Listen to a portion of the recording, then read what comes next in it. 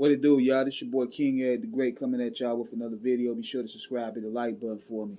So, I want to talk about December 4th and how there's a lot of history being remembered on this date. Number one, for those who really understand culture, not just hip hop culture, but understand our history. Today marks the date of the assassination of Fred Hampton. Fred Hampton was assassinated on this date. He was a freedom fighter and a leader of the Black Panthers, and that was truly a dark day in Black America, man. I put that assassination up there next to Martin and Malcolm and Dr. Khalid Muhammad. That was a very tragic day because Fred was powerful enough to unite people beyond color. He was powerful enough to unite gangs, and they assassinated him for that. So that was truly a dark day in Black America. Another true representation of how dark December 4th is this is also the day that Pimp C passed away. Pimp C was found dead in his hotel room. And a lot of speculation has been that the higher ups done got Pimp whacked. And I kind of want to lean towards that for the simple fact that Pimp made a whole lot of enemies that same year. When he got out of jail, he was just talking a lot of ish. He was rubbing a lot of people the sort of way, so they probably wanted to get him out of the way. So rest in peace to those two brothers. And the third thing is Jay-Z's birthday. One of the greatest rappers that have ever lived. Truly changed the culture. A true imprint. True legend. Mastermind. A trendsetter. Jay-Z changed the game. But this is also the day that Nas dropped Ether.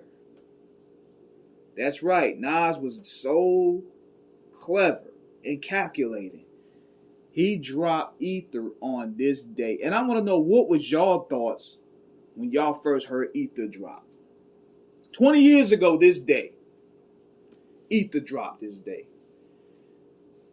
The perception of, I'm going to give y'all a timeline of what happened.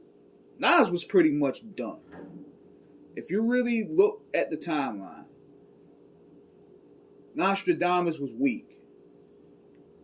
And he was also going through some things himself, his personal life. A lot of the stuff that he was putting out wasn't really hitting out the ballpark, so to speak. Whereas Jay-Z was shining. Jay-Z had just dropped a Blueprint album. Critically acclaimed, 5 mics, platinum. Gold the day the towers dropped. Rockefeller was on top of the world. Rockefeller had the streets on smash. Rockefeller had the radio smash. They had Hot 97. Jay-Z was just basically king. He was king of this rap shit. He was basically seen as untouchable. And then on Takeover, he threw a bigger shot at Nas. The perception was he's son prodigy. He was on top of the game. Nobody was touching Jay at the time. He was basically the king of New York.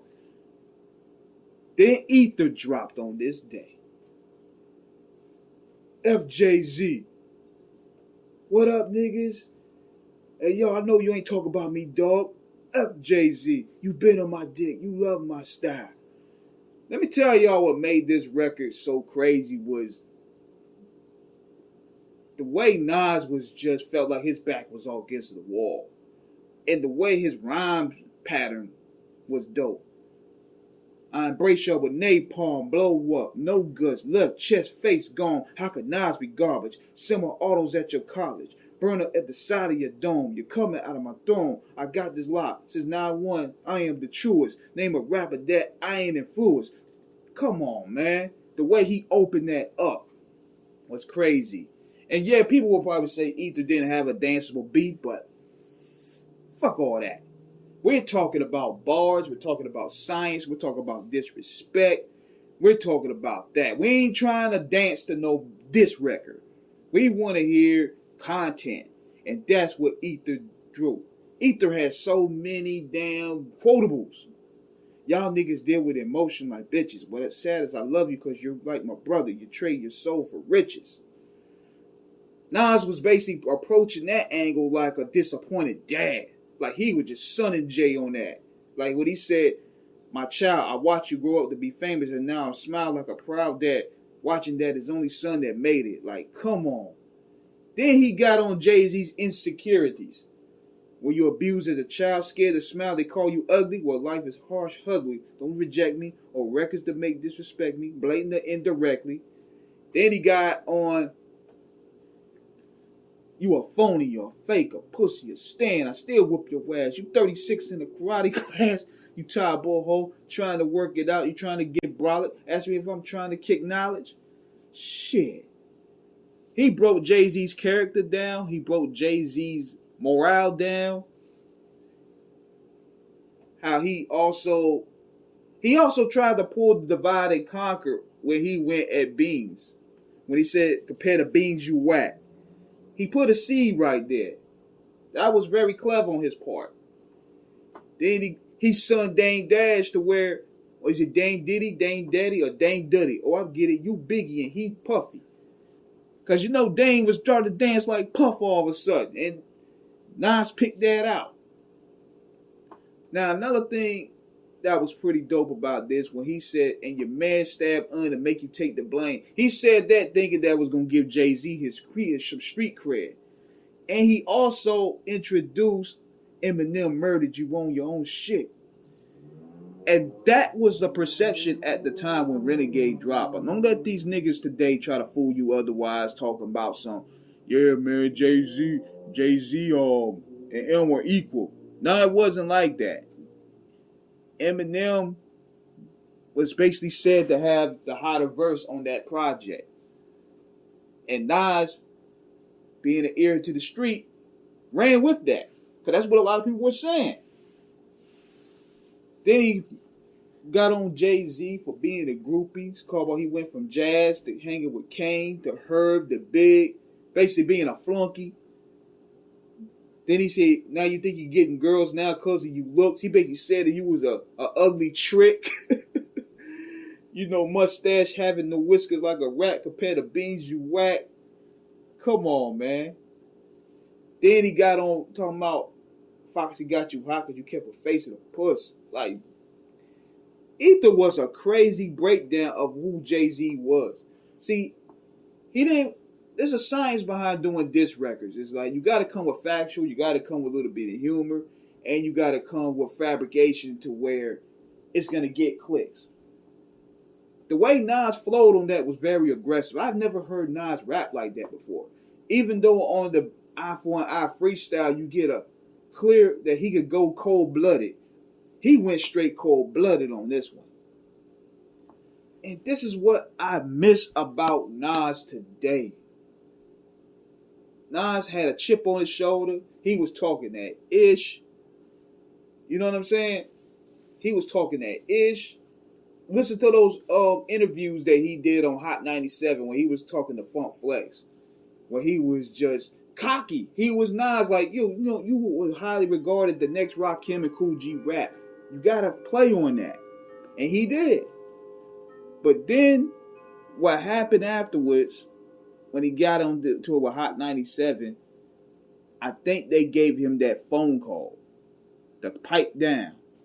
And you notice Nas has really been more so humble since that day. Since that Godson came out. He wasn't saying a lot of wild stuff like he was just shitting on everybody. He didn't care. He spoke his mind freely. They probably gave him that phone call and he piped down since. And I kind of miss that fire that Nas had. That fight that he had. That where he would say, he wouldn't let rappers say his name in vain like they doing now. He won't let these publications write about him.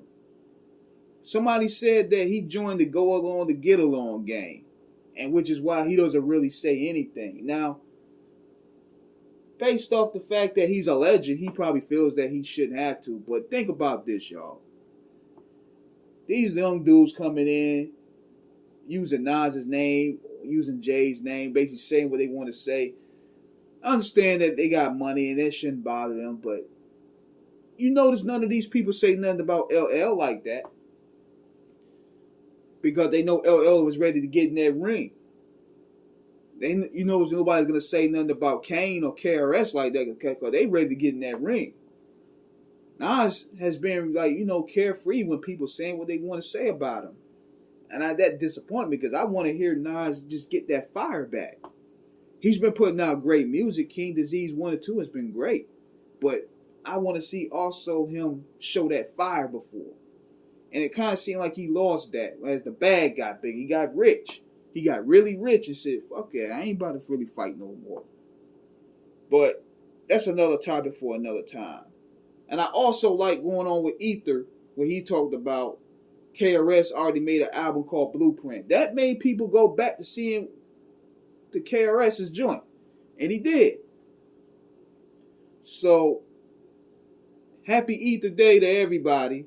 This was one of the greatest hip-hop records, diss records I've ever heard.